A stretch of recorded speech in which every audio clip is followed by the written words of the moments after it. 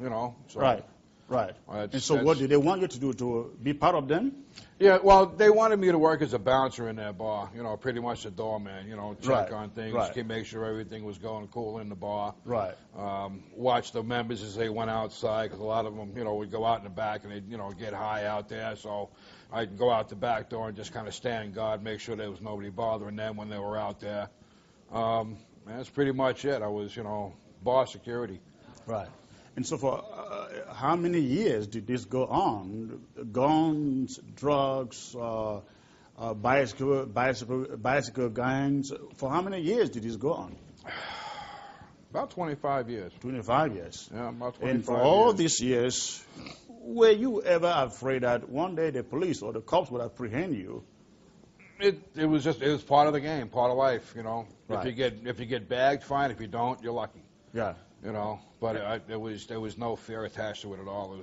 It was self-preservation, like I said. It was all about me. Now, a number of times we were actually caught, sent to jail. You spent a total of 7 years in jail. What happened? Well, I was operating I covered myself a little bit. I was operating a business on the side, and I did that I was doing it for probably about almost a year. And I was actually taking cars, and I was taking them to the junkyard behind a police station. Yeah. It was the easiest way to get rid of them. But eventually, you know, they found out what I was doing, and they sent me to jail for tax evasion, operating a business without a permit. Did you had a business then, or what? Well, yeah, I had a business. I mean, it wasn't a legal business, but it was a business just the same. But, so you were not sent to jail for doing illegal business, but you were sent to jail for tax evasion for an illegal business. Yeah. Right. So when you came out of jail, what happened? You went back to the business? No, actually, when I got out, the guys that I was hanging out with, all the guys from, you know, the bike club that I was hanging out with, they were like, hey, you know, we know you're going to have a rough time of it because you got to get things put back together again. You know, we'll help you out. And I was right back into drug dealing again. Now, for the 7 years, I know it wasn't all out of the blue, but... it was a couple of years, yeah, It wasn't 7 years straight. Of all those years that you spent in jail, what were you thinking? Why there? Did you think that, when I get out of here, I'm not going to do drugs again? I'm not going to be involved in this lifestyle again? What were you thinking while you were there? Obviously, I wasn't thinking. That was the problem. It was me. You know, I had to make my own money. I had to cut my own way pretty much, and dealing drugs was the easiest way to do it. You know, right. Now you had a wife. You had children. No, that came. Well, I was married the first time I was married. Right. I was doing. How was your relationship with your wife when this was going on? It really wasn't much of a relationship at all. You know, she hung out with her friends, and I did my thing, and you know, it was hi, how you doing? See you later, bye, kind of a thing. And after about a year, that kind of fell by the wayside. It was gone. You know, it was all done. Right. It was just it was a relationship of convenience. There was no love attached to it at all. I had no idea what, you know, love to me was just a word you found in a dictionary. Wow. So, you realize that drugs, alcohol, smoking, womanizing, they go together. I realize that it is so hard for someone involved in these habits to come out of it. Why is it so hard for people involved in this, in drugs, alcohol? Why is it so hard for them to come out of it? I think part of the reason is because society looks at people like that as, you know, less than them.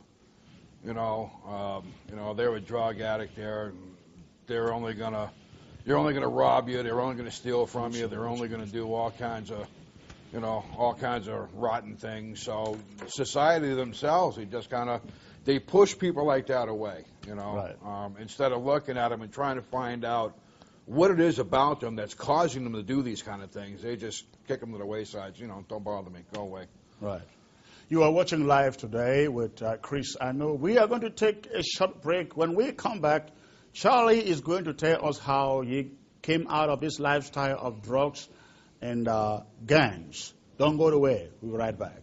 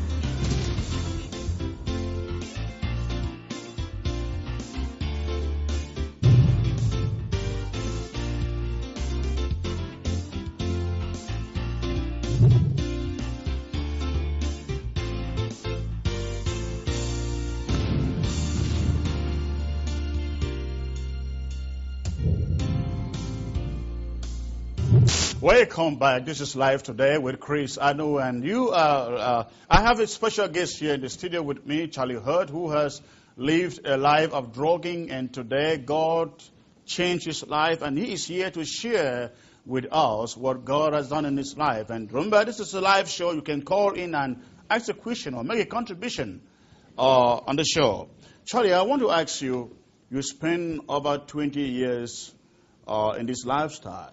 How did it happen that you came out of this? Because I know, one thing I know is it is so hard for people involved in this lifestyle to break loose and live a regular life void of drugs. How did you make it? Only by the grace of God.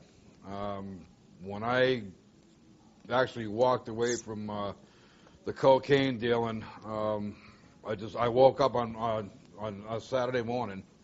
And I had an 8-ball sitting on the table, which, was worth a little bit of money. And I had no want, need, nor desire to even touch it anymore. As a matter of fact, I called the guy that I got it from and told him he had 20 minutes to come over to my house and pick it up, or I was going to flush it. And he thought I was nuts. And I told him, I'm not kidding, man. I says, either come and get it or it's gone.